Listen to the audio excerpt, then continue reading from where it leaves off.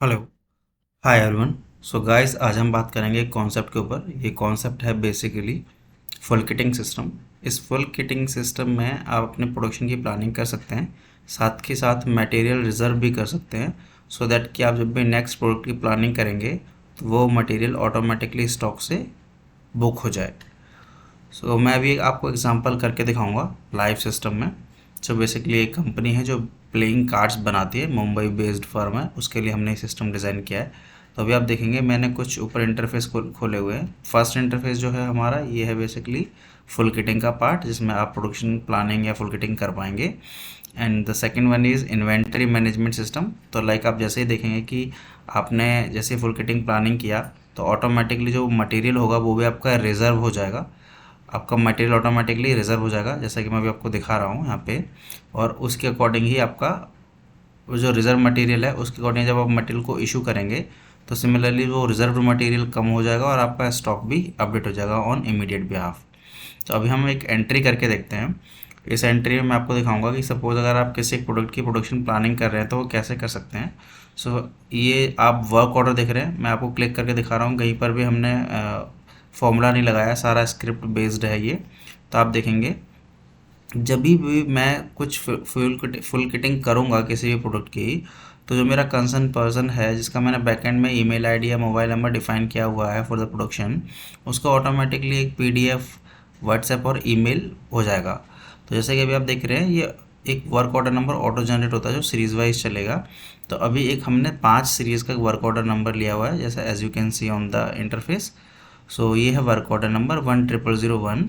Suppose plan कौन कर रहा है, तो सपोज़ प्लानिंग के लिए 2 पर्सन है, इसमें से एक पर्सन इसका प्लानिंग कर रहा है। प्रोडक्ट क्या प्लानिंग होगी, तो ये सारे वो प्रोडक्ट हैं जिनमें ये डील करते हैं।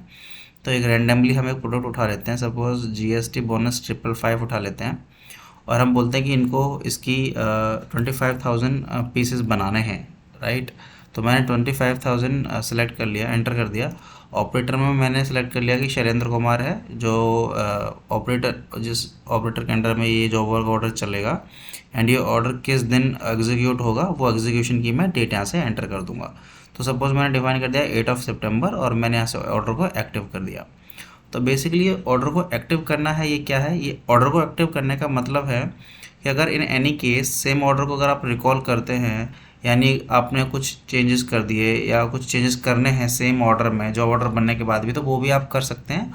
और इफ़ यू थिंक कि किसी कंसर्न पर्टिकुलर ऑर्डर को हमें होल्ड पर रखना है ऑर्डर जनरेट होने के बाद, तो वो आप वो होल्ड पर भी रख सकते हैं। तो एज ऑफ नाउ मैंने उस ऑर्डर को एक्टिव कर दिया है। तो आप देखेंगे मैंने यहाँ पे प्रोडक्ट का नाम सेलेक्ट किया है, क्वांटिटी सेलेक्ट किया है और नीचे S Q code item category product name particular UOM required quantity और इन हैंड स्टॉक ऑटोमेटिकली आ जाएगा। मैं यहाँ पे आपको करके दिखा रहा हूँ, कहीं पर भी मैंने बेसिकली फॉर्मूला नहीं लगाया हुआ है, सारा स्क्रिप्ट बेस्ड है। तो हमने ऊपर भी ऑप्शन दिया हुआ है, यहाँ से आप कैलकुलेट पे क्लिक करेंगे तो आपका जो रिक्वायरमेंट है वो कैलकुलेट हो जाएगी। और इफ़ यू थिंक कि वो ऑप्शन सर्च करने में या टीम को वहाँ तक पहुँचने में कुछ इशू रहते हैं, तो हमने एक नीचे बटन का ऑप्शन दे दिया कैलकुलेट का। मैं इस पर अगर क्लिक करता हूँ तो आप देखेंगे ऑटोमेटिकली मेरा कोड एग्जीक्यूट होगा और बता देगा कि जो रॉ मटेरियल कैलकुलेशन है has been successfully done. Item का नाम है जीएसटी बोनस 555 एंड क्वांटिटी है 25,000। मैंने कहा ओके। तो आप देखेंगे ऑटोमेटिकली मेरी रिक्वायरमेंट यहाँ पे फुलफिल होकर आ गई है, जिसमें मेरे सिस्टम ने ये भी बता दिया है कि according to the required quantity हमारे पास इन हैंड स्टॉक कितना है, राइट गाइज। अब ये जो इन हैंड स्टॉक है इसके रेफरेंस में अगर आपकी required quantity in hand stock से कम है तो वो सेम स्टॉक वो आर्टिकल ग्रीन हो जाएगा, और अगर वो क्वांटिटी के अकॉर्डिंग कम है तो वो चीज़ आपकी रेड हो जाएगी, वो पर्टिकुलर आर्टिकल आपका रेड हो जाएगा। तो जैसे कि आप इसमें ऑलरेडी देख रहे हैं। अब गाइस मैं आपको सेम इस आर्टिकल का कोड कॉपी कर लेता हूँ यहाँ से, और मैं आपको एक बार इन्वेंट्री मैनेजमेंट सिस्टम में भी लेके चलता हूँ, सो दैट कि मैं आपको ट्रैक करवा पाऊँ ऑन द रियल टाइम कि जो डेटा हम आपको दिखा रहे हैं फुल किटिंग के टाइम पे इन एंड स्टॉक जो बेसिकली 79600 है वो इन्वेंट्री में भी सेम है। तो अभी आप देखिए मैंने इन्वेंट्री ओपन कर लिया। मैं इसमें एक बार कंट्रोल F करके सर्च करके देख लेता हूँ क्या स्टॉक है। तो ये आइटम है और आप इसमें देख पाएंगे बेसिकली 79600 की क्वांटिटी है और इन केजी 6530 की क्वांटिटी है, रिजर्व में कुछ भी नहीं है, राइट गाइज। तो वापस चलते हैं एक बार हम फुल किटिंग वाले पैनल पे।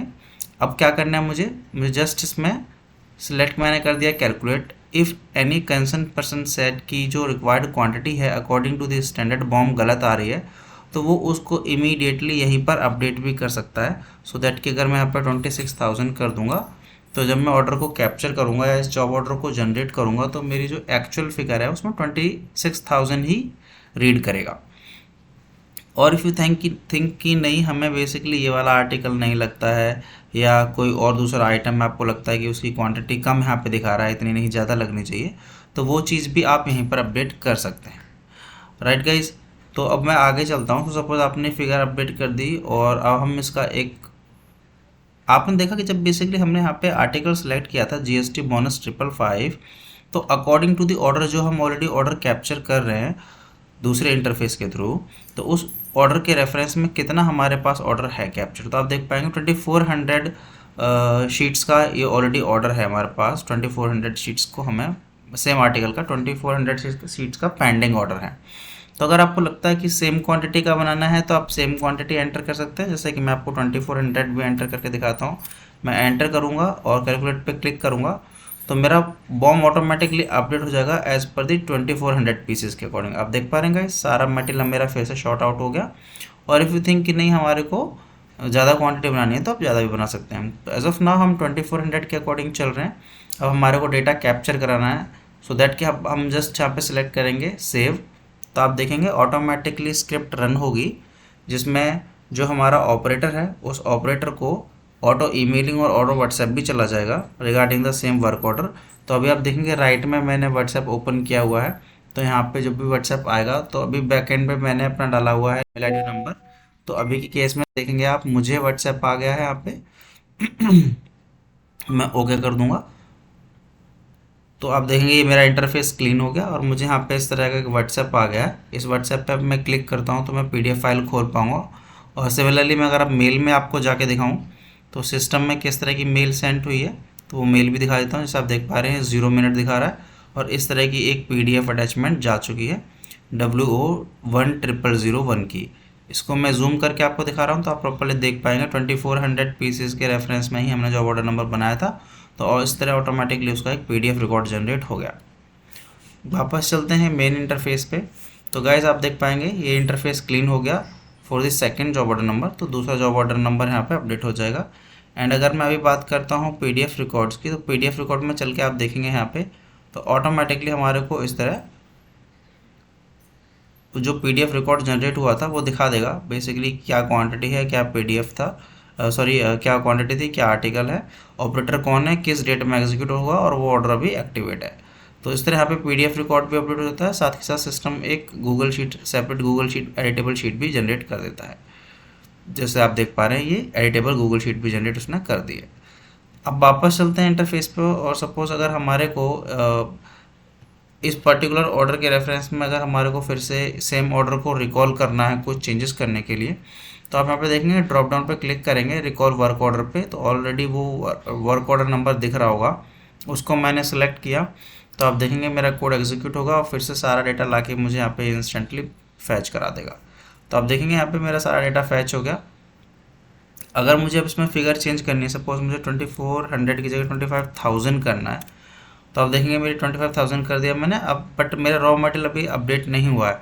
रॉ मटेरियल अपडेट करने के लिए मैं रन करूँगा, तो आप देखेंगे डन और 25,000 के अकॉर्डिंग मेरा मटेरियल फिर से अपडेट हो गया।